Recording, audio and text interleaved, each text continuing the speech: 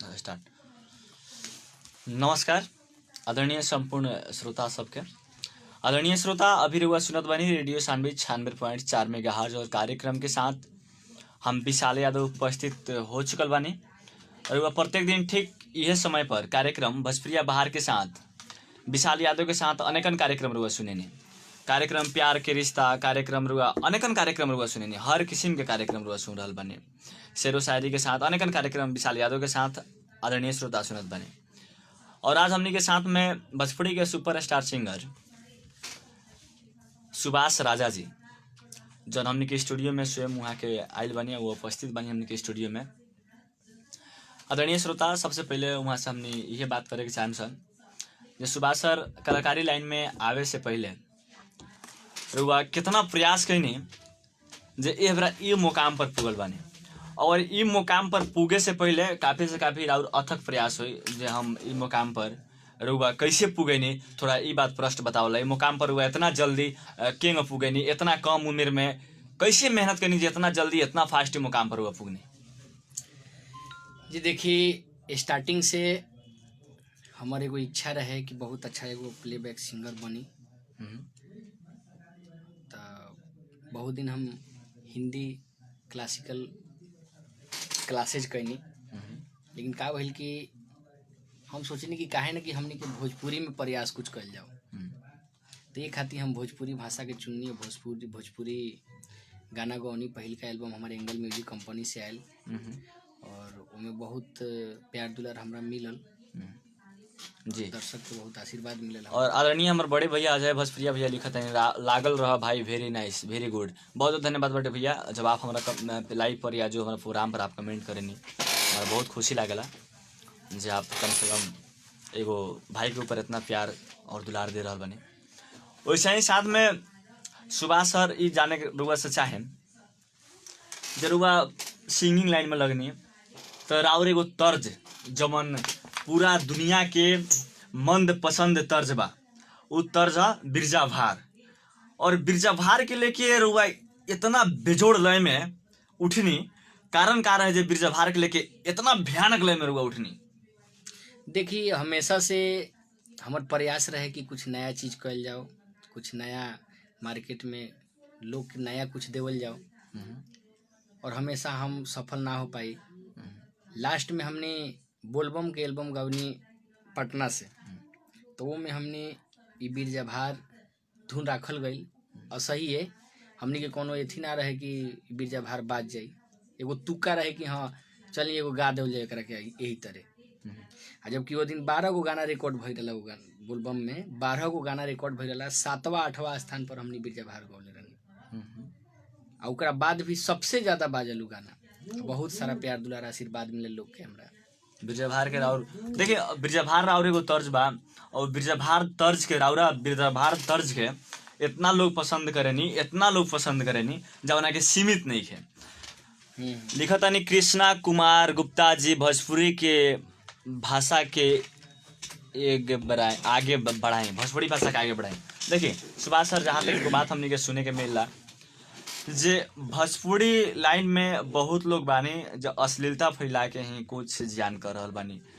तो इनमें कहाँ तक राउर सहमति रहल कि असहमति रहल एगो भोजपुरी जौन एगो अश्लीलता के जौन एगो हमने एगो परिचय देता नहीं सन। आखिर हमने भोजपुरी समाज से बानी सन, ये बात नहीं के नहीं सन, लेकिन एगो अश्लीलता के जौन एगो परिचय हमने के लगे बा ओकरा के रुआ कहाँ तक महसूस कैले बानी। देखल जाओ ऐसे बहुत सारा कलाकार लोग बा इतनी जौन गा रहल बा, हम सब के उसे नहीं हो रहा करम कि अश्लील रुआ लोग परोसा तानी तभी लोग सुनता। और दूसरा बात, वो दर्शक लोग से भी विनती बा कि रुआ लोग अश्लील गाना अगर आवता तो ओकरा के रुआ लोग रिपोर्ट करी, ओकरा के हटा दी, वो गाना के देखी ना चाहे बजाई ना। जब तक रुआ सपोर्ट न करता तब तक अश्लील गाना हिट नहीं के हो। और जब अश्लील गाना हिट हो जाता तो सभी कलाकार समझता कि भाई हो अश्लीले गा के काहे ना हिट हो जाओ। जी जी ना। तो ये खातिर जितना भी नया अभी नया जितना भी सिंगर आवता सब जितना से जितना खाली अश्लील अश्लील अश्लील अश्लील जी। और जहाँ तक बात कर राउर बीच में यही बीच में राउर गीत को शुरू करला, राउर एगो गीत के बहुत लोग दीवाना बानी। राउर एगो गीत छठ में हमनी गरीब के नसीब में कहवा बाटे कोनो तीजी त्योहार। तंका वो गीतवा गुनगुनाई और गीत के बहुत कुछ फैन बाटे वो गीतवा के गजब देखिए, मस्त गीत है आपके। वो गाना बहुत कारण बाकी हमेशा से हम परदेसी के डेडिकेट करेनी कोनो भी छठ होखे चाहे नवरात्र के एल्बम होखे बोलबम होखे तो हमनी कोशिश करेनी कि परदेसी लोग के ज़्यादा डेडिकेट करी हमनी। और हमहू खुद एगो परदेसी बनी, हमहू बाहरे शुरू से पढ़ाई लिखाई सब हमार बाहरे भइल बा और बचपने से हम दिल्ली में पढ़ाई लिखाई कैले बानी। तो हमेशा से परदेसी के सपोर्ट में अच्छा लगेला हमरा गावे नहीं कोनो गाना भी। तो परदेसी के ऊपर बहुत सारा गाना हमर बा। लेकिन ये गीतवा रुआ गुनगुनाई तरह और लाग देखा जी, तनी जी, कितना बिल्कुल, लोग देख बिल्कुल, रहल बानी।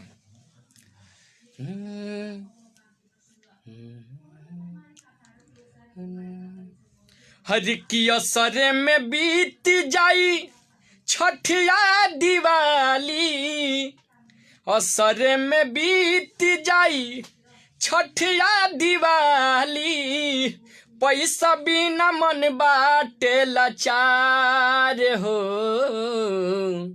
हमनी गरीब के नसीब में कहवा बाटे कौन तीजी त्योहार हो।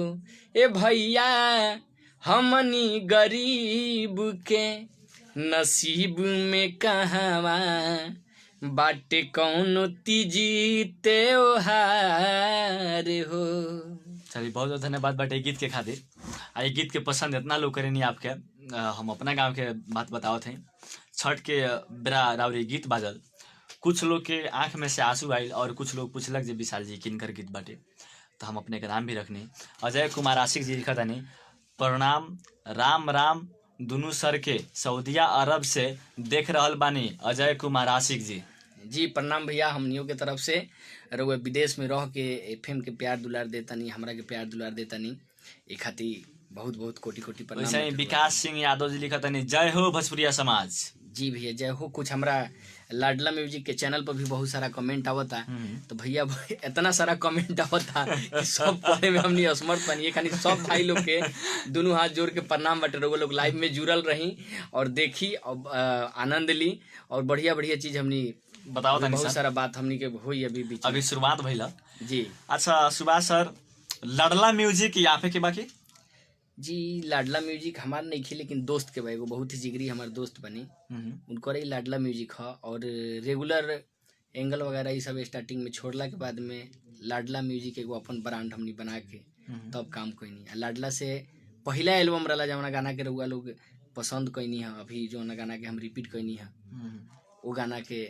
पहला बार हमनी लाडला म्यूजिक से रिलीज कैले रहनी और पहला बार उहे गाना रिलीज भइल रहा लाडला म्यूजिक कंपनी से। वैसे ही विकास सिंह यादव जी लिखा तनी, वाह बहुत सुंदर जी, अपने गीत सुन के माने तनी वाह बहुत सुंदर जी। जी धन्यवाद। और जहाँ तक बात की हमनी के भोजपुरिया समाज में राउर भी बहुत सारा गीत बा, बहुत सारा एकदम अच्छा से अच्छा जौन गीत के हमनी के माई पापा बाबा जी, सबके साथ बैठ के मजा से और मस्ती से सुन सकत बानी सन। बिरजाभार के लय तरह बिरजाभार लय के एगो बिरजाभार के लय में से तंगा सुनाई बहुत मस्त लय लागेला। हमार गार्जियन समाज भी लाइव देख रहा बानी लोग, लडला म्यूजिक से भी हो रहा बाटे और वहाँ सरगम म्यूजिक के भी यूट्यूब से हो रहा बाटे। वैसे ही हमार विशाल यादव के फेसबुक आईडी से भी लाइव हो रहा बाटे। तो राउर एगो बिरजाभार तर्ज तंगा सुनाई जौन दिल के छू देवला राउर बिरजाभार तर्ज। एगो हमनी के माई नेपाल में बाड़ी बरियारपुर गढ़ी माई, वहाँ के भी रुआ गीत कैले बानी, शूटिंग कैले बानी। वहाँ के बिरजाभार तर्ज में राउर गीत जब गढ़ी माई के मेला आवेला तो काफी से काफी लोग राउर बिरजाभार तर्ज के गीत के लोग प्यार देवेनी। बलराम यादव जी लिखा गुड। वैसे ही नरेश कुमार राज लिखा का समाचार बा बताई वहाँ का। बहुत बढ़िया भैया, आप लोग कैसन बानी? हमहू बहुत बढ़िया बानी, रउआ लोग के आशीर्वाद बा प्यार दुलार बा। जी बताइए अपने जौन बिरजाभार तर्ज के वो गीत गुनगुनाई। बिरजाभार ऐसे तो हम बहुत सारा बिरजाभार गौले बानी, सबसे ज़्यादा जौन पब्लिक लोग के प्यार दुलार मिलल हमरा सबसे पहले ये किया हो रामा, बहुत सुंदर गाना रहे जौन कि आज भी कहीं भी सुने के मिलेला। हर बोलबम में जब भी कांवर के यात्रा होला तो में हमरा कहीं ना कहीं जरूर सुने के मिलेला ये गीत। और बहुत खुशी होला कि देखी 2013 के एल्बम बा, अब आज तक बाजता, लोग प्यार दुलार देता। तो हम चाहब कि 2 लाइन रउआ लोग के गुनगुना दी।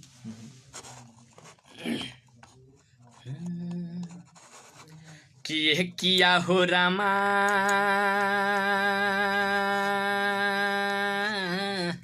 हर की धैले हो डगरिया है कांवरिया चले राम ए किया हो रामा हर की धैले हो डगरिया है कांवरिया चले राम। चलिए बहुत धन्यवाद बाटे। जय यादव जी लिखा तानी वहाँ का लिखा तानी अश्लील गावे वाला से कुछ उम्मीद ना कर सकल जाता। लोग गीत काहे के आजकल खाली फुहर गावता लोग। देखिए अब तो अभी लेकिन जय यादव जी का हम जवाब देवे के चाहें, रुका 2 मिनट रोके के चाहें। जय यादव जी आपके हमेशा जवाब देवे के चाहत बानी, अश्लील गावे वाला लोग गावत बानी, बढ़िया बार हुआ बैंड कर देनी, अश्लील गीत यहाँ से बंद हो गई। लेकिन एगो गीत अगर गा देवला है हीरो होंडा सखी आ चाहे चैते में कुछ करती तो उ गीतवा की इतना ना प्यार मिल जाला, इतना ना मिलियम बढ़ जाला जे ओकर हद ना रहेला। आ एगो गीत गा देवला है ये किया हो रामा धैले डगरिया कथी चलले और एगो गीत कंवरिया चलले ना हो राम, ओकर मिलियम कम हुई अपने के। हाँ ओकर व्यूअर्स कम बा।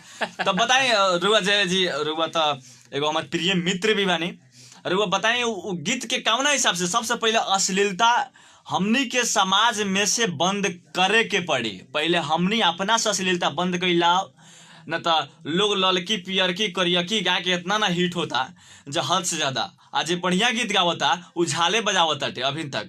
बताएं सीधा प्रमाण बाटे, रुआ देखी ना जो बढ़िया काम करताटे उझाल बजावताटे। आज एक के तनी में गदराइल बगावता उगे इतना आगे जाता जो हद से ज्यादा। अभी सबसे पहले तो हमनी अपना समाज में से तो सुधारे के पड़ल। जय यादव जी ओम प्रकाश यादव जी लिखा था सुभाष जी के साउंड और विशाल जी के साउंड बहुत सुंदर बा, हम अभी सिराहा से देखत बानी। बहुत बहुत धन्यवाद बटे आपके। वैसे ही सुनील पंडित भोजपुरिया सिंगर जानत हो के माप। नमस्कार भैया सुनील भैया बानी। हाँ बहुत बढ़िया लिखा था नहीं, वहाँ का लिखा था नहीं गायक कथी लिखा था नहीं गायकी, हाँ गायक जी को जय हो, गायक जी की जय हो। वहाँ की एक अजबे कहानी लिखे नहीं। यहाँ का लिख ले बानी सुभाष ओम प्रकाश यादव जी, सुभाष जी की आवाज़ बहुत बढ़िया लागत और विशाल जी के का जवाब दे वहाँ के। जी भैया हमरा तरफ से कोटि कोटि प्रणाम बाटे। यही तरह हमरा ऊपर आशीर्वाद बनौले रहनी, प्यार दुलार हमनी के दी कि आदमी आगे वर्क कर सके। गजेश यादव जी लिखा तनी नमस्कार नमस्ते नमस्कार भैया, हम सुभाष राजा भैया के कथी लिखा तनी यहाँ के सुभाष राजा भैया के माफ करना इतना ना कमेंट आवता बहुत अच्छा लगता। सुभाष राजा भैया के गीत एकदम बहुत हमनी के पूरा अच्छा लागला, बहुत धन्यवाद। जय यादव लिखा तनी अपने बताएं कि बाजार प्राथमिकता से बाकी समाज। वैसे ही लक्ष्मीकांत सर हमारे गुरुजी बानी, वहाँ के हमरा पढ़ैले बानी शुरू से। और लक्ष्मीकांत सर लिखा था सुंदर। सुनील पंडित जी लिखा था विशाल जी आपकी इंटरव्यू बहुत अच्छा, बहुत बहुत धन्यवाद बेटे सुनील भैया आपके भी। ऐसे हमारे एको बेर फोन में आतर ना चला, फोन हरदम उठावे नहीं ला। ऐसा ही लक्ष्मीकांत सर लिखा था गुड वर्क चला, बहुत बहुत धन्यवाद बेटे हमारे सर गुड वर्क चला लिख देनी, ऐसे बड़का का चीज बा कैसा। और जब गुरु जी लोग इतना प्यार है। सुनील भैया के हमरा तरफ से ढेर सारा प्रणाम, काहे कि रउआ ता आदर्श बानी और बहुत सारा रउआ गाना बाजल बा नेपाल में, और हमेशा से रउआ हमरा के छोट भाई मानले बानी, प्यार दुलार दिले बानी। तो यही तरह हमरा के आशीर्वाद प्यार दुलार दी कि भाई से आशा रहो कुछ आगे भी। जय यादव जी फिर रउआ लिखनी है ठीक बा बढ़िया बा, लेकिन जय यादव जी एक बारे में पहले हमनी के समाज से सुधारे के पड़ी। हमनी के समाज सेविका लोग हमनी के समाज में जे गीत सुनता नहीं वो छोड़ दे हम तो जेकर जे पैसा ना कमाई कहीं से तो कहीं हम बढ़िया गीत गाम तो पैसा कमाए। देखिए हमनी के खुद से अपना से बताएंगे बदल ला ठीक बा, जेकरा में गलती बगरे में तो गलती बढ़ले बा हमनियो कम से कम बदले के कोशिश कैला। हम ये रिक्वेस्ट करें सब पब्लिक से आप लोग काहे से हम जिनका से पूछे नहीं, बीतल समय में रजनीश भैया रहलन इंटरव्यू पर, रजनीश भैया से भी पूछनी तो रजनीश भैया ये बात के जवाब दिलन जे विशाल आजकल के जमाना में तू निमन काम कर निमन गीत गावा तोहरा के कोई साथ ना दी, और वह खराब गीत गावा जितना ना लोग प्राथमिकता वो गीत के देता हद से ज्यादा। हमरा के सीधे जवाब देनी हमरा चुकाई के पड़ा। रंजीत भंडारी माली जी लिखा था बहुत सुंदर लागत कार्यक्रम विशाल जी, हम मलेशिया से लाइव देखत बानी, बहुत बहुत धन्यवाद बा। गजेश यादव जी लिखा था किधर का लाइव देखना, काठमांडू कमेंट जाना सुना दीजिए। कथी किधर के लाइव देखना काठमांडू कमेंट गाना सुना दीजिए। ये अपने गीत बता ना गाना ना हुई। वही अभी नया साल के एगो गाना आयल बा बहुत बढ़िया, काला काला काजल 2, तो रउआ लोग ओकरा के सुनी, प्यार दुलार दी, आशीर्वाद दी।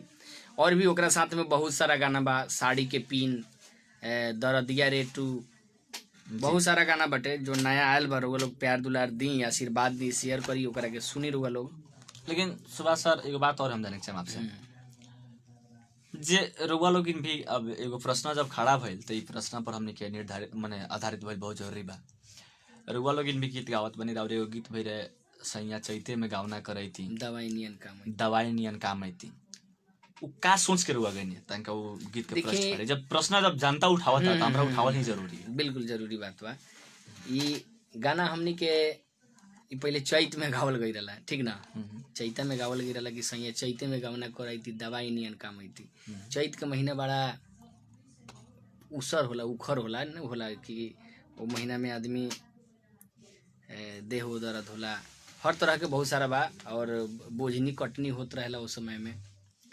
तो वो खातिर वो औरतिया कहतिया कि सैया चैते में गावना कराई थी, दवाई नियन काम आई थी। आदमी अगर आवता हर दिन रात दिन सेवा करी पति पत्नी के, तो वो खातिर वो कहतिया। लेकिन बहुत लोग कहे नहीं, अब प्रश्न उठाता चारों ओर से। अब देखिए रुआ लाइव लोग देखता तो मानत नहीं कि दादा ये पकड़ा गई बटे लोग, यहाँ लोग कहत बानी कैसा लेकिन रुआ पकड़ाइल बनी तब जवाब दी। जहाँ तक बात के लिए सुभाष सर, राउर गीत तो हम तो इतना ना प्यार देनी रुआ गीत के ऐसे जे है सब राउर, हम तो राउर अभी तक तो हम राउर गीत हो ही अलग बात बा, लेकिन हम राउर गीत हम सुनले बनी 4-5 राउर गीत सुने नहीं। हम एगो बिरजभार तर्ज में रुआ गावे नहीं, वो गीत हम सुने नहीं। ओकरा बाद में हमर माई के आशीर्वाद से, जरा माई का से हम माई के आशीर्वाद से रही जगह पर बानी गढ़ी माई, जी जी, वहाँ के रुआ गीत गईनी, वो हम सुननी। रउरा जौन तर्ज में बिरजभार के तर्ज में जौन एगो बहुत अच्छा जौन एगो लय में गावेनी, वो गीत हम जरूर सुनेनी, ना सुने के सवाल नहीं के। बाकी गीत हमरा उतना नहीं ही सुन ले। लेकिन जब लोग प्रश्न करते हैं तो प्रश्न के प्रति रउरा पर हमारा प्रश्न बनत अटे काहे से हम जनते के प्यार मिलल बा, जे हमरा हमार आवाज विश्व भर लोग सुनेनी। एबरा पब्लिक के हमारे ऊपर प्यार ना रही तो एबरा हमरा के कोई ना जानत रही। एबरा पब्लिक के प्यार बा जे विशाल यादव के नाम से हर जगह पर सुने के मिलेला। तो बिरजभार तर्ज एगो जौन राउर एगो बहुत बढ़िया बा, जौन बिरजभार तर्ज के बहुत लोग अपने के बधाई देवे नहीं। जहाँ सुभाष राजा भी क्या सिंगर है, ये बिरजभार तर्ज इतना है जो हद से ज्यादा आपके पास। तो आप बताएं सर, जब रउआ ई लाइन में बानी और ई लाइन में रउर लगभग कितना साल हो गए ये बताएं। 2011 में हमार पहला एल्बम आयल रहा, कमर हिलाई तो बिहार के एल्बम। प्रकाश राजगिरी जी यहाँ के भी सिंगर बने, लिखा था जय हो। बहुत बहुत धन्यवाद बटे प्रकाश जी, यहाँ अपने तरफ से भी कुछ कहीं ना तो कोना दे लोग जैसे आपका भी बोलवाओ तो नहीं हमारा भी नहीं। प्रकाश राजगिरी जी नमस्कार भैया, और आशा रही रउआ से अगर कलाकार बनी तो कलाकार के हैसियत से हमेशा भाई के प्यार दुलार बनल रही, आशीर्वाद बनल रही। छोट बनी तो आशीर्वाद रही, या बड़ बनी तो प्यार दुलार हमरा पर रउआ बना के रखी। वैसे ही जगन्नाथ कुमार राजा जी लिखा था हेलो नमस्कार आरजे विशाल भैया व सुभाष भैया, हम भोजपुरिया मीडिया ग्रुप के सुपर स्टार जगन्नाथ कुमार राजा जी, बहुत बहुत धन्यवाद बटे आपके। गजेश यादव जी लिखा था सुभाष राजा के गाना सुने के मन बहुत मन करेला, ई 1 नंबर के गाना सुना दी। हम हम फिलहाल लिखे के बिलाल लिखले बनी के काठमांडू। बहुत धन्यवाद बटे। ऐसे ही रंजीत जी लिखा तनी बहुत सुंदर लागत कार्यक्रम विशाल जी, हम मलेशिया से लाइव देखत बनी, बहुत बहुत धन्यवाद बटे। और कुछ प्रश्न अभी बाकी अपनी जन प्रश्न करम सर, जब भोजपुरी इंडस्ट्री में रुआ बानी सुभाष जी, तो अभी बीच में और गीत रुक रहा, काहे न और गीत ना आवत रहा। देखिए बीच में का बा कि हम कोनो कारणवश से दिल्ली में ना रहत नहीं, दिल्ली से बाहर नहीं, बिहार में रहने। और बिहार में रहे के कारण कि बिहार में उतना सुविधा भी नहीं है हमनी के मिल पावत की, और खेती गृहस्थी बा, घर परिवार बा, ओमे आदमी लाग जाता तो काम नहीं हो पावत टाइम से।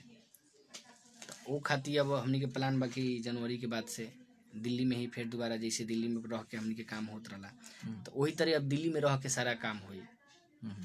ओकरा बाद लोग के रेगुलर एल्बम सुने के मिली, रेगुलर गाना मिली, हर सीजनली गाना मिली। लेकिन अब बीच में रहुआ जब इतना नाम कमैले बनी रहुआ मार्केट में, जाने के सीमित नहीं किया, बिरजभार तर्ज से लेकर हर तर्ज में रहुआ इतना नाम कमैले बनी जाने का हम सीमित ना कर सकत बानी राउर। अब हम क्या कहें, जो कुछ लोग तो और भी सुपरस्टार बाइन लोग भी हाथ नहीं के नहीं खिलो, सब कोई अपना जगह पर अच्छा। अभी रितेश पांडे जी के गीत भोजपुरी के नंबर 1 कायम कर दिलक, हेलो कौन ओकर मिली अब बहुत अच्छा कायम कैलक। वैसे ही खेसारी भैया, दिनेश भैया, सब कोई अपन अच्छा काम कर रहा बन लोग अपना जगह पर। तो रउआ फिल्म इंडस्ट्री में काहे ना लागे सकनी? आज तक राउर एको गो फिल्म देखे के ना मिलल, बहुत दिन से रउआ फिल्म तो 2-3 गो हमनी के शूट भइल, लेकिन अभी अब जौन भी कारण बस रिलीज ना भइल होखे, अब कहीं प्रोड्यूसर के कमी होखे, कहीं डायरेक्टर के कमी होखे, कहीं कुछ शूटिंग बाकी बा, तो वो तरह से बात बाटे। एगो अभी फिल्म हमने कहले रहनी हम मिठू मार्शल जी, बेटी कहे पुकार के, तो वो आज ले रिलीज ना भइल। बेटी कहे पुकार के, हाँ, तो मैं रउआ काम कइले बानी। तो अच्छा, तो मैं मेन लीडिंग हीरोइन के बड़ी, वो में हीरोइन नया हीरोइन है। चलिए बहुत बहुत धन्यवाद बाटे सुभाष सर के। तंगा कहीं मतलब जो तबियत भी खराब है, मुड़ी दुखाता है, लेकिन एवरा बहुत रिक्वेस्ट पर लाइव पर आइल बानी कहला के बाद में, तो यहाँ कहनी दुनिया से कुछ लेके जाएगा नहीं कि आज हमारे कार्यक्रम जिंदगी बा सुने के जन बोले 9:15 से 10 बजे तक विशाल यादव के साथ में। दुनिया से कुछ लेके नहीं के जाए के, जितना प्यार एक दूसरा में बांट लें। लेकिन सुभाष सर का हम जितना बेर फोन के लिए बानी उतना बेर हमारा बात करने की कट ले, बहुत खुशी लागल सुभाष सर से हमारा बात करके। हमरो बहुत अच्छा लागल रउर बात विचार, जब भी रउआ बात कैनी, और थोड़ा सा समय के हमरा लगे कमी रहल, और आज भी ऐसे कमी रहल, लेकिन हम सोचनी है कि ना आज माना रउआ के ना कल जाई, कि आज रउर काम ही हो जाओ। लेकिन पूरा पब्लिक की भी चाहत बनी, आपसे उम्मीद एगो रखले बनी जे सुभाष सर हम रउरा के मेन लीडिंग के साथ में आवे वाला दिन में हम जरूर देखी सारा पब्लिक से हम वादा करतानी कि 21 लास्ट तक हो सके तो, आना तो 22 तक रउआ लोग के फिल्म जरूर मिली देखे के, और बहुत ही बढ़िया सामाजिक से लेके हर चीज़, क्योंकि हमारा फिल्म में रउआ के फुहरता ना मिली, और फिल्म में कुछ ऐसे दिशा निर्देश हुई, सामाजिक होके चाहे कोनो तरह के रिलेटेड हुई, लेकिन सब में दिशा निर्देश हुई, जवना से कुछ शिक्षा मिली, सीखे के कुछ मिली। और साथ में एक बात और ही जाने के चाहें आपसे, जो श्रोता के प्यार पाके, पूरा पब्लिक के प्यार पाके सुभाष जी रुआ इस जगह पर पुगल बनी, जेबरा हमरा भी मौका मिलल रुआ के बुलावे के अतिथि के रूप में। तो इस जगह पर जब रुआ पुगनी तो बहुत लोग, देखिए सब कोई संपन्न घर से ना होनी, बहुत लोग आर्थिक घर से होनी, जरा पास खाए के ना रहेला, और ओकरा पास एगो उम्मीद रहेला जब हम सुभाष जी के अपना द्वार पर बोलती आ ना तंग स्टेज शो करवैती, जरा पास खाए के नहीं, हम धनिकावा गरीब लोग नहीं कहत, जो साफा गरीब बानी उनका के हम कहत बानी। धनिकावा गरीब लोग कैसे नहीं कहत, जो लॉकडाउन में लागल रहा तो खाली धनिकावे गरीब लोग के राशन मिलत रहा आ गरीबवा लोग के राशन ना मिलत रहा, वैसे हम रुआ कहत बानी। ऐसा ना हो के जरूर लाई पर हम सारा बात रुआ से कहवा दी, आ बिहान पहले खाली धनी कहबे गरीब के लोग के अपने लगे फोनवा जावा, गरीब वाला के फोनवा जा ना ना ना। देखी ऐसा बाकी हम कोनो बड़ा फैमिली से नहीं थी, और अधिकतर हमार सपोर्ट, सबसे ज़्यादा सपोर्ट हमारे घर परिवार के पापा जी के रहल बा हमेशा से, शुरू से। जौना समय में हम स्टार्टिंग रहे गायकी के, वो समय से लेके और आज तक, आज भी सपोर्ट बा पापा के, और बहुत बढ़िया सपोर्ट बा, बहुत प्यार दुलार बा, उनकर आशीर्वाद बा। आज उनकरे आशीर्वाद से और उनकरे समझी कि पैसा से आज हम एगो बहुत सफल कलाकार बानी।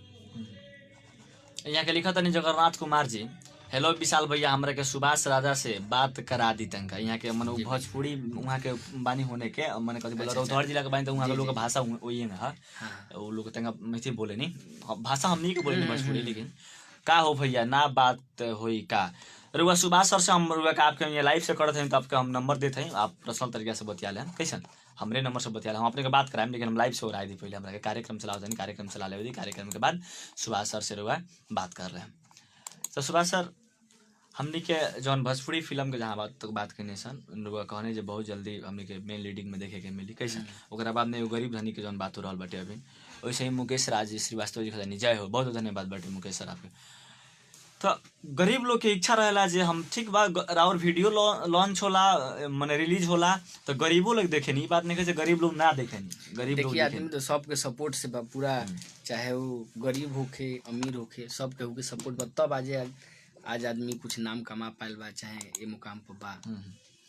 लेकिन सर जब वो लोग के इच्छा बाटे जब हम सुभाष जी के अपना द्वार पर बुलाई, हमारे लगे एको रुपया नहीं खे, हमारे लगे कुछ नहीं खे, हम जहाँ तक सुभाष सर की एगो बात रोक बताते नहीं, सुभाष सर के हम पेट्रोल के खर्चा भी पैर नहीं करे सकत, हमारा इच्छा बा, और सुभाष सर लगे हमारा पहुँच नहीं खे, हम सुभाष सर लगे पूगी जी, ऐसा बात नहीं खे। हम तो हमेशा से अगर कोई अपने लगे फोन कर देता नहीं गलती से सुभाष सर हम बहुत आर्थिक स्थिति से बनी, आपके हम बुलावे के चाहते हैं, तो आप काथी करम के देखिए वो तरह के बहुत सारा भइल बा, और बहुत सारा जगह हम गइल भी बनी, बहुत सारा जगह भी हम गइल बनी, और ऐसे ही हम कहीं भी व्यवहार अपन बहुत अच्छा बनावे नहीं और बनावे के चाहे नहीं कि केहू हमरा से दुखी ना होके कि हाँ भैया कि रउआ के बोलनी है चाहे रउआ ना आईनी है, ये तरह के कोनो बात ना होके। अब जहाँ तक एगो बात और रउआ के साथे प्रश्न खड़ा होता टे, रउआ जात बानी, देखिए बहुत लोग के मन में ई भी बात रहेला, ठीक बार हुआ गरीब के सहयोग करता नहीं, जरा इच्छा बा जरा द्वार पर जाता नहीं। अब बहुत राइटर लोग भी बानी, छिटाइल बानी, जो राइटर के जोड़ नहीं है, इतना ना राइटर छिटाइल बानी। आज ये गीत गा के मने एबरा ई मुकाम पर पुगल बानी, बहुत सारा और गीत हिट बाटे, एबरा ई मुकाम पर हुआ पुगल बानी। और ये मुकाम पर पुगला के बाद में बहुत राइटर लोग, शुरू में रउआ राइटर खोजत होगा, लेकिन अब रउआ के राइटर लोग खोजता है। राइटर लोग फोन करेला। अब देखिए बहुत आज के डेट में जितना भी राइटर बहुत ज्यादा लोग बा, अब आज के मार्केट के हिसाब से वो लोग गाना लिखेला। अब हमरा कुछ का चाहिए कि हमरा पुरानका मार्केट के हिसाब से गाना चाहिए, तो वो खातिर कुछ गाना हम सिलेक्ट ना कर पावे नहीं भाई लोग के, और कुछ नया लोग उनकर गाना गावेला लोग, वो लोग से उनका प्यार दुलार आशीर्वाद मिलेला।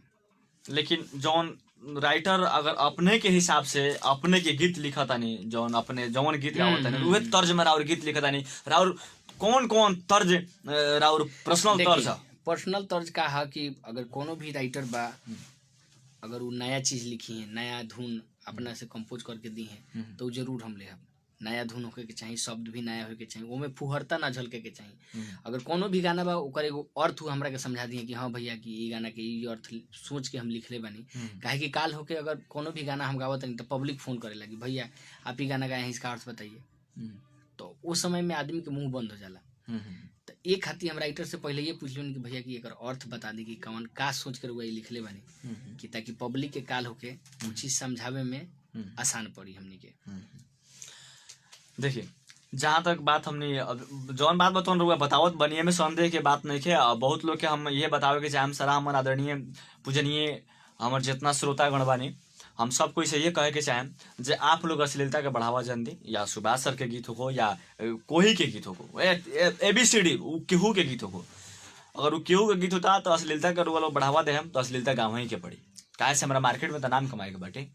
देखिए पहले वो से हमनी के आदत का बा कि हमनी के जे राइटर बनी आदित्य राज जी, सोनू पर्वत जी, और एगो हमार काका बने ललन शर्मा जी, तो हमनी सब के टीम वर्क बा। तो पहले वो से हमनी कोनो भी गाना अगर हमनी के गावे के होला, चाहे कोनो भी धुन हमनी के सब के एक जगह जब बैठब ओकरा बाद में जौन भी धुन बनी गाना बनी तो जरूर यूनिक चीज पूछा जाला ओमे। हमनी ज्यादा से ज्यादा कोशिश करेनी कि एमे फुहरता ना होके और काल होके केहू फोन ना करे, दिक्कत ना होके ना। हमारा बहुत खुशी लागल सुभाष सर, आपके हम जो भी गीत सुननी हमारा तो इतना ना खुशी लागल जे हटाई, अब बातें हटाई खुशी के कहे तो कम पड़ जाए। लेकिन सुभाष सर एगो बात और रुआ समझाने के चाहे, जे रउआ भोजपुरी लाइन में जब ऐनी फिल्म करे के रहा प्लानिंग बा 2021 तक, अभी नहीं 2020 आई जी, 20 आई अभी साल भर बा, 2021 में एगो फिल्म के कहते हैं जौन नया चीज कुछ नया हम सामाजिक चीज हम लेके आप लोग के जबरदस्त प्रस्तुति करें, जौन एकदम नया चीज हुई, यानी कि हमने के कोशिश बा कि हमने के लिए नया रही, भोजपुरी के लिए भी नया चीज रही। लेकिन सर जहाँ तक बात कैला भोजपुरी एगो हमनी के अब कहल है तो हमनी के खातिर एगो माननीय पूजनीय शब्द बा। हमनी के जौन ओकरा के सुततानी सन तब भी भोजपुरी बोलतानी सन, जागतानी सन तब भी भोजपुरी बोलतानी सन, रउआ से हम अभी बात करतानी तब भी भोजपुरी में बात करते हैं। तो यहाँ तक जहाँ तक बात कैला भोजपुरी के हमनी खराब ना करके भोजपुरी के आगे बढ़ावे के हमनी के अधिकतम प्रयास रहल, खुद हमर विशाल यादव के भी अधिकतम प्रयास रहल। लेकिन जहाँ तक हम जो भी सुपरस्टार से लेके अब लोकल तक ले हम बात कहनी तो हमारा कहानी ये मिलल जे हमने जब खराब गीत गावतानी सन तो लोग इतना ना प्यार दे देता जे ओकर सीमित नहीं के रहत, आ जब हमने नीमन गीत गावत बानी सन तो ओकर प्यार मोहब्बत मिलते नहीं है। तो ओ के लेके सारा कोई हमरा के यह जवाब दिला बा, या हमर भैया रजनीश मिश्रा होकस, या हमार सर गोपाल सर होकस, गोपाल जायसवाल सर जौन भोजपुरी फिल्म के प्रोड्यूसर बने, बहुत अच्छा वहाँ के फिल्म बनेला, बहुत अच्छा दोस्त बनी वहाँ के, तो गोपाल जायसवाल। तो वहाँ के चाहे जो भी जिनका से भी बात कहनी, चाहे वो अयाज खान बीतल समय में अयाज खान जी हमारा इंटरव्यू पर रहनी, वहाँ के भी ओकरा बाद में मानिशा यादव लगाए, तो लालजी यादव लगाए, टोटल कोई टाल कोई हमारा इंटरव्यू पर बीतल समय में बानी लोग रनी लोग। तो इस सब को यही जवाब देनी जब अश्लीलता के बढ़ावा समाज देता हमनी नहीं खिसन दे। लेकिन समाज कब तक अश्लीलता के बढ़ावा दी? समाज जब तक अश्लीलता के बढ़ावा ना छोड़ी तब ले अश्लीलता गीत रुके वाला नहीं के। काहे से बड़ा सुभाष सर के हम कहते हैं सुभाष सर छोड़ देता नहीं एगो बात, लेकिन फिर बिहान पहले दोसर कोई गावे के शुरू कर दी। केकरा केकरा के हम मने कर सकते नहीं? आप लोग बताएं, हम किनका किनका गए? वैसे तक केहू से बतियाम तो कई लोग आप क्या बनते हैं, चलिए हटाइए फोन काटिए अपना। तो अब समाज के लेके हम लड़िए, हमरे की कोई ऐसा आरोप लगावे तो ये बताइए आप लोग के समक्ष में हम बात करे वाला रहे जब हमरा के कोई आरोप लगा दी। अब आप लोग के प्यार बा जब विशाल यादव के आवाज़ पूरा दुनिया में गुजरता थे, पूरा संसार सुनता थे, www.radiosanvinews.com करके कहीं भी सुन सकत बानी रहुआ विश्व के कोनो कोना में। गजेश यादव जी नया साल के मुबारक देते, बहुत बहुत धन्यवाद बेटे, अपने भी नया साल के मुबारक दे दी। हमनियों के तरफ से रहुआ ऑल फैमिली के जितना भी श्रोता देखा तनी सब के नया साल मुबारक हो। और हमने के भगवान से प्रार्थना रही कि आवे वाला साल बहुत खुशी लेकर रहुआ लोग के आओ। सर जब अब रुआ श्रोता से जौन भी बात रहा और एगो छूटल हुई और हिट सॉन्ग के तंगा नाम बताई सबसे पहले। देखी हिट तो ऐसे बहुत सारा गाना बा, लगातार 2013 से लेके 2015-16 तक जब तक दवाई बाजल दवाई तक हिट एल्बम रहे सारा। अभी इन्हें का बहुत ही सुंदर गाना एगो नया साल के बाज रहल बा, काला काला काजल 2। ओकरा बाद में साड़ी के पिन एगो टाइटल बा, दरदिया रे बहुत ही सुंदर गाना बा। और ओकरा बाद में अभी बहुत सारा यूट्यूब पर लाडला म्यूजिक कंपनी से रिलीज भइल बा। और सबके उससे आग्रह बा कि लाडला म्यूजिक कंपनी के सरगम म्यूजिक ऑफिशियल के रुआ लोग सब्सक्राइब करी, ताकि नया नया गाना जितना भी आवता, लव म्यूजिक के जितना भी गाना आवता ये 3-4 कंपनी से आई रुआ लोग के बीच में, तो रुआ लोग ये सारा कंपनी के सब्सक्राइब कर ली ताकि रुआ लोग के हमारे गाना जब भी नया आवे सुने के मिल जाए। और कुछ राइटर लोग अपने से संपर्क करके अधिकतम प्रयास में रहे, हम उस राइटर लोग के क्या करें और नंबर हम सब जाने ऐसे ना करम जे रुआ भी नहीं सब परेशान जब कहीं तो नंबर सब जाने करते हैं। राइटर लोग जे भी बा अब एल्बम से रुआ लोग कंपनी के नंबर ले सकता नहीं, ऐसे कोनो दिक्कत नहीं कि हमरो नंबर रुआ लोग के मिल सकता। ऊपर रुआ लोग व्हाट्सएप पर मुखरा गा के खाली भेजब, लेकिन ध्यान रखम कि ओमे फुहरता न होके, और कोनो भी गाना लिखम ओकर 2 गो अर्थ होके और धुन अच्छा होके, इतना ध्यान रखो। बताइए वो अपने राइटर लोग से जब बात करता नहीं, राइटर अगर आदरणीय हमारे संपूर्ण राइटर हमारा से भी बहुत कोई टच में बनी राइटर सब, आप लोग अगर अच्छा गीत गावत नहीं, अच्छा गीत लिखत बानी बढ़िया जौना नया नया शब्द होके, नया भजन होके, नया के तो गीत रुआ आप लोग सुनले बने थे, यहाँ कैसन किसी में गीत गावत बने आप लोग जानते बने। अभी बहुत ही सुंदर एगो गाना पैसा काम ना आई, बहुत बढ़िया लोग सुनल है, यानी हाँ बहुत गीत गुनगुनाई, आप गुनगुनाई गीत कितना मस्त पैसा काम ना आई। हरे कि पैसा पैसा रट तारा, हरे करब का कमाई, पैसा काम ना आई, दुनिया से होई जब विदाई, पैसा काम ना आई। भोजपुरी के सुपरस्टार सिंगर सुभाष राजा जी हमें ऐसे कहता नहीं जे देखी यहाँ के गीत में कुछ दर्शावे वाला और तरसावे वाला बाटे, वो गीत से रउआ कुछ सीखे के मिल जाता, कुछ सीख मिलता टे। लेकिन कुछ सिंगर लोग बा वो लोग के गीत से कुछ बिगड़े के भी मिल जाता टे। और यहाँ के गीत के का हम तो यहाँ के गीत का हम इतना प्रशंसा करें नहीं, यहाँ के गीत सुन के अब आप लोग से क्या कहें, दिल टूट पड़ेला। गीतवा आप सबसे शुरू में यहाँ का सुने नहीं है, हमने गरीब के नसीब में कहवा बाटे कोनो तीजी त्योहार हो।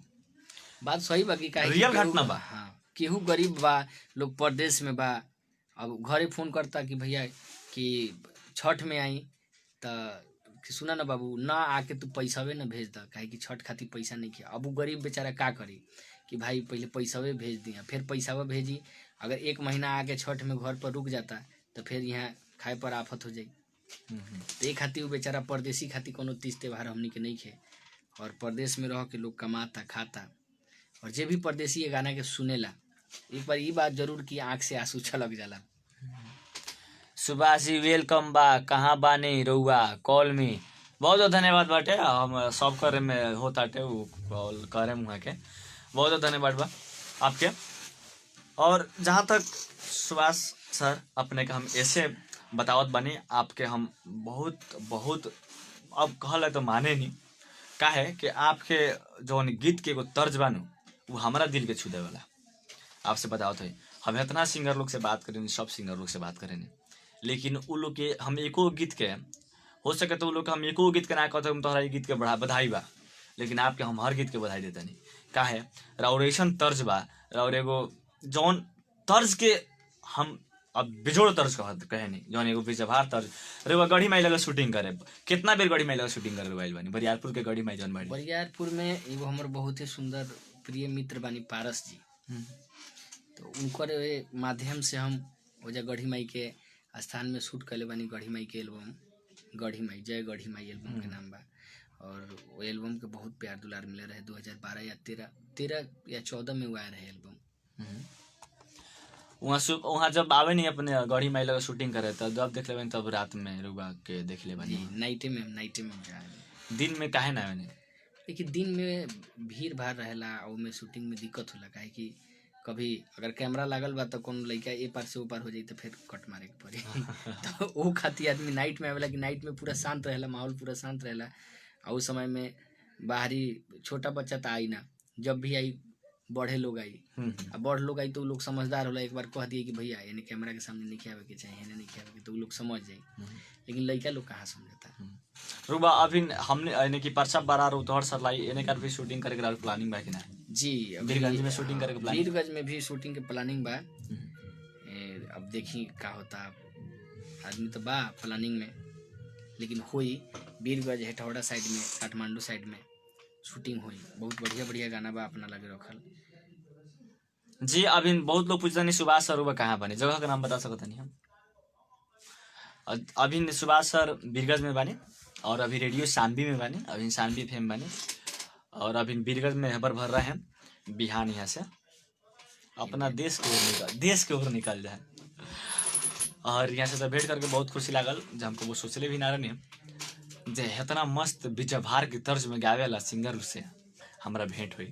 लेकिन अचानक फोन से बात भइल, हमने के फोन से इतना ना दोस्ती बढ़ गई जाना का हद से काफ़ी बाहर हो गए। लेकिन वो दोस्ती अब हमने के घींच के ले आके जगह पर कर लख, यहाँ बॉर्डर क्रॉस करते नहीं दिला, हमारे फोन चल गई का गजब। और फोन के के बाद यहाँ कह दिन विशाल जी हम नेपाले आवता नहीं, तो हमने गजब। आज इंटरव्यू के टाइम मांगे वाला नहीं यहाँ से डायरेक्ट रेडियो सानवी के लाइव से, लेकिन यहाँ के स्वयं ये भी कार्यक्रम जाई, रुआ लोग इनके रिकॉर्ड ही कार्यक्रम जाई लाइव रेडियो सानवी के पेज से भी जाई। तो लास्ट में हमने के भी टाइम भी नहीं किया, अब तक भूख भी लागत बाटे। तो लिखा था नहीं जगन्नाथ कुमार राजा जी, हेलो सुभाष भैया, हैप्पी न्यू ईयर के ढेर सारा शुभकामना बा। और हम एगो चैनल भोजपुरी मीडिया ग्रुप बा सुभाष भैया, अपने के का चाहत बा, कहे के चाहब। हाँ जी भैया, हमारा तरफ से बहुत बहुत बधाई। और जे भी भैया लोग देखता ये जगन्नाथ कुमार राजा जी भैया बनी, इनकर एगो चैनल बा भोजपुरिया मीडिया ग्रुप, तो वो लोग ये चैनल के सब धर्मेंद्र शाह जी लिखा नहीं हमरा से संपर्क करें, यहाँ से संपर्क करें। जी जी जी बिल्कुल बिल्कुल। और साथ में देखिए एगो और प्रश्न छूटल बाटे, बहुत लोग के स्टूडियो होला जी, जे स्टूडियो बाटे, मान ली रुआ अभी वीरगंज में बानी, अब कोई जिदे कर दलक, एगो बात कहत बानी, कोई जिदे कर लक हमरा स्टूडियो में, अगल बगल के स्टूडियो लोग जे रुआ लगे बा लगभग 10 से 5 जी जी जी बिल्कुल ठीक बात। रुआ जात बानी, उ रुआ के सेवा सत्कार करत बड़ा, उनका स्टूडियो में रुआ जाम तो कुछ स्टूडियो को डायरेक्टर लोग का कहनी जे सिंगर जे हिट बनी वो हमने के लगे आएम तो वहाँ से हमने के सीखे के भी कुछ मिल जाला, और हमने के स्टूडियो में गान तो हमने कुछ तंगा मार्केट में भी आ जाने सर कुछ तो आप लोग के आशीर्वाद से अगर कोई मार्केट में तनका देला चला होता तो लोग क्या स्टूडियो वाला लोग अगर बानी अभी वीरगंज में बानी ठीक बा, रुआ अभी जहाँ जाए तहाँ स्टूडियो भी बैग और प्रश्न बता देनी क्या कार्यक्रम वही पर सुना था, वही सब पहले ही पता होता नहीं आपके, तो मैं कहें जो विशाल यादव जी वही बतिया ना बोलनी है। अगर वहाँ के कहते नहीं सुभाष सर रुआ हमारा स्टूडियो में आई, रुआ जहाँ बानी तहाँ से 5 मिनट के रास्ता बा, तो वहाँ जाए की नहीं बिल्कुल, आदमी समय के हिसाब से देखल जाई।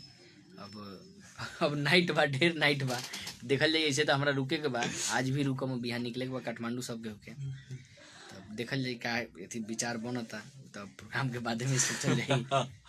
अभी टाइम भी हो गया हमने के स्टूडियो घर में 8:48 हमारे नेक्स्ट प्रोग्राम के भी टाइम होता है। आदरणीय श्रोता रुआ कार्यक्रम सुनी अब रेडियो सानवी के पेज से। अब यहाँ से लास्ट में रुआ सुभाष सर देखिए बहुत लोग कोहरा भी जाए, बहुत लोग अभी कमेंट करता नहीं। राजू यादव लिखता नहीं आगे नहीं हो रहा बा भैया, अश्लील गीत के बैंड करल जाओ प्लीज भैया। बताइए अश्लील गीत अपने कौन कौन बा? बहुत लोग कहता हमरा से बैंड होई। अश्लील गीत हमर नहीं है, बहुत जे भी गाना बा ओकर दूगो अर्थ बा और साफ सुथरा अर्थ बा। अभी एगो गाना सरगम म्यूजिक से रिलीज हो रहा है। 1 मिनट सर, हमारे बड़े सर जरा के हम गुरु समान, यानी जरा के हम एगो दुनिया में सबसे एक देख रहा हम सबसे बेसी मानेंगे आदरणीय बड़े सर गोपाल सर हमारी कार्यक्रम देख रहा बनी और वहाँ के कमेंट लिख देनी जय हो। हमार कार्यक्रम इतना देर चलने का सफल हो गया, भूख हो रहा गई अब बैठल और रात में। सही बात बा ना। तो गोपाल जी बहुत प्रिय मित्र बनी हमारो और जब भी काठमांडू जानी बहुत प्यार दुलार आशीर्वाद मिलेला उनकर। बहुत व्यवहारिक आदमी बनी, शायद दुनिया में वैसे आदमी ना मिले। बहुत व्यवहारिक आदमी बनी। कैसे शुरू में तो हमरा भी तो बात भइल तो बहुत इतना ना प्यार से बात कहनी, बहुत हद से ना हद ओकर सीमित ना भइल, इतना प्यार से बात भइल हमरा वहाँ के। और अभी हमारा ऊपर वहाँ के इतना ना प्यार दुलार बा, जब एगो छोट अपन भाई समझ के या अपना छोट एगो बच्चा समझ के हमरा के बहुत सारा प्यार दर्शा रहल बानी। एला बहुत बहुत धन्यवाद है। हम धन्यवाद देवला है तो हम नहीं की आदरणीय बड़े सर के, लेकिन वहाँ के कोटि कोटि प्रणाम करतानी जे रउरा माध्यम से एगो विशाल यादव भी कुछ आगे निकले का मौका मिला। जी जी और आपके प्यार रही जरा ऊपर, आपके प्यार रही जरा ऊपर, आपके आशीर्वाद रही तो कैसनो आदमी आगे निकल रही में संदेह के बात ही नहीं है। बहुत लोग कमेंट भागल बाटे, बहुत लोग आपको कहबो करम ओके भैया अच्छा लागल कि अश्लील के खत्म करल जाओ। वैसे ही रूपेश पासवान जी लिखता नहीं क्या हाल बा भैया, बहुत बढ़िया। वैसे ही राजू यादव जी लिखता देखिए एगो बहुत ही सुंदर गाना अभी बीच में आ रहा गाँव ही के लड़का एगो हमारा पर मारेला। जी जी वो गीत भी अपने हम सुन ले रही। नमस्ते जितेंद्र चौधरी, जितेंद्र जी लिखता नहीं जितेंद्र चौधरी जी नमस्ते नमस्कार जी। और वो गाना के बहुत प्यार दुलार लोग दिलस है। ओकर वीडियो भी वैसे फेक वीडियो बा, लेकिन अभी नया वीडियो रिलीज होए वाला बा 2-3 दिन। फेक वीडियो? हाँ वो वीडियो फेक है, ओरिजिनल वीडियो क्या बात है। लेकिन बहुत नहीं लागत कि वो फेक वीडियो है। नहीं लागत फेक वीडियो है, से हम भी थे अरे फेक वीडियो समझ नहीं क्या आवत। विशाल जी क्या हाल बा? बहुत धन्यवाद बा रूपेश जी, बहुत बढ़िया बा। हमारा और सुभाष जी के बहुत अच्छा, साथ में म्यूजिक डायरेक्टर हमने के छोटलाल सर धन्यवाद। कैमरा के सामने आ जाए जे कुछ लोग देख ले अपने के अपने गोपाल जसवाल जी लिखा तनी मेरे यार सुपर स्टार। धन्यवाद सर के कोटि कोटि प्रणाम जे हमारा लाइफ के इतना प्यार दे रहा बानी। साथ में सुभाष सर के बहुत साथ में सरगम म्यूजिक के मालिक छोटेलाल भैया बानी, साथ में म्यूजिक डायरेक्टर और सरगम म्यूजिक के मैनेजिंग डायरेक्टर, सरगम म्यूजिक के मैनेजिंग डायरेक्टर भी बानी। हमरा तरफ से जितना भोजपुरी श्रोता लोग बानी सबके प्रणाम बा। और हमने का कार्यक्रम में काफी देर हो गई बा, हम लोग विदा लेवे के चाहम। और जहाँ तक रउआ लोग सुननी कार्यक्रम और जहाँ तक नया नया कंटेंट रउआ लोग के सुभाष राजा के मिलत रही। अब लगातार नया से नया प्रोजेक्ट आ रहा बा, लाडला म्यूजिक से, सरगम म्यूजिक से, एंगल म्यूजिक से, लव म्यूजिक से। कांग्रेचुलेशन लिखा था गोपाल सर, बहुत बहुत धन्यवाद गोपाल सर। धन्यवाद लोग बानी सबके, थैंक यू। कर जोड़ना पर भी कम पड़ जानी अपने। और साथ में सब केहू के जितना भी श्रोतागण देखत तानी, जे नहीं देखत, जे बाद में देखी, सब केहू के हमरा तरफ से ऑल फैमिली के happy new year. Raju Yadav ji कहता नहीं फिल्म में ट्राई करी भैया, फिल्म और फिल्म देखे खातिर सारा लोग उतर सब। बिल्कुल फिल्म आई, जरूर आई, रउआ लोग के आशीर्वाद प्यार दुलार रही, एकदम फिल्म आई। चलिए बहुत बहुत धन्यवाद बाटे। अंत में छोटलाल सर कुछ कहीं और विदा लेवल चल लाओ अपना अपना घर। हमारा तरफ से सारा श्रोता सुनैया लोग के हैप्पी न्यू ईयर बा। साथ में सब केहू के नया साल मुबारक हो। घर परिवार के हमनी आशा ना विश्वास बाटे, माता रानी से प्रार्थना रही कि सब केहू के दिन शुभ रहो, आगे के नया आवे वाला नया साल बहुत सारा धन संपत्ति, बहुत सारा खुशी लेके आओ। चलो बहुत बहुत धन्यवाद बा आप लोग से जुड़े के हम सुनते रहे। एक बाद रेडियो सानवी 96.4 मेगाहर्ट्ज का ऐसे आज के कार्यक्रम के साथ हुई जिंदगी के बात, और जिंदगी के बात के साथ हम विशाल यादव रौरा लोग इनके साथ, और जिंदगी राउर का कार्यक्रम के साथ जरूर सुने के ना भूलें। भोजपुरिया बहार के साथ हुई जिंदगी के बात रेडियो सानवी 96.4 मेगाहर्ट्ज के साथ। नमस्कार, प्रणाम, शुभ रात्रि।